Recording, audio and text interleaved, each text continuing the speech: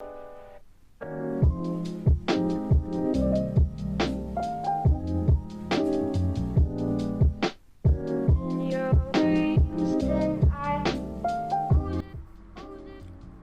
up, guys? My name is Jeva from Jeva. Today I'm going to be showing you this really common problem with cannot load resource, like basically any resource.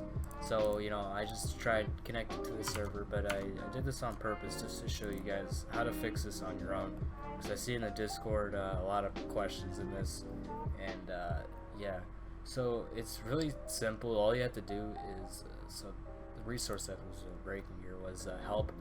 So make sure that the file, it's not called resource, it has to be underscore resource dot lua. That's it.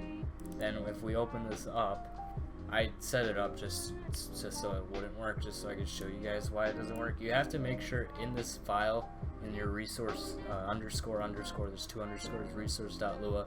In that file, there's no syntax there. Sorry, my computer is dying right now, but it's alright. Just make sure there's no syntax there. That's like any open quotes, anything that'll just potentially break it. Make sure it's the same, everything's all good. So if I were to do that, I would have to restart the server for that, and I'm gonna clear the cache just in case that doesn't want to do anything. It should usually fix it. It's usually that resource.lua with the could not load resource. That's basically it. So here I'm going to let this server load up here. This is an old server build.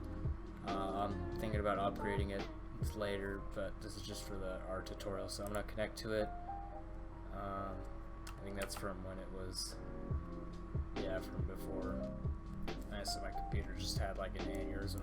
But once you restart the server, we'll clear the cache, your server cache, and make sure it's called underscore resource.lua for your resource.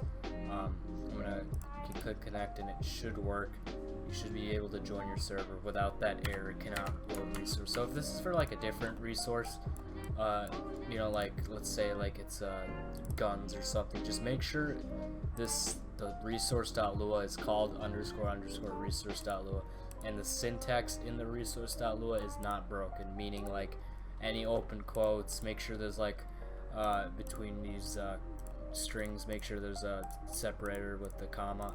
So make sure the syntax is good. You can always use a syntax validator for Lua. There's one on the lua.org software there. So this is a short video. I'm sorry.